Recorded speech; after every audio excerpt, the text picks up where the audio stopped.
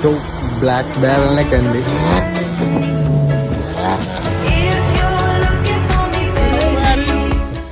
Petrol ഇല്ലല്ലോ. പമ്പിലേക്ക് petrol അടിക്കാം.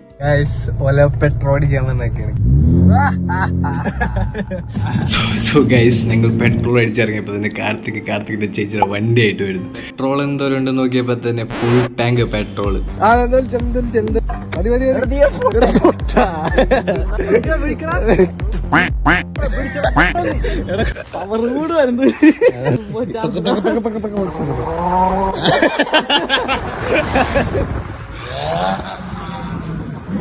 I'm not gonna lie, I was pretty nervous when I saw Black Bear that I didn't know what to say. So here's how it went. സുഖം പറയാതിരിക്കാൻ വയ്യ, super ചില്ലു.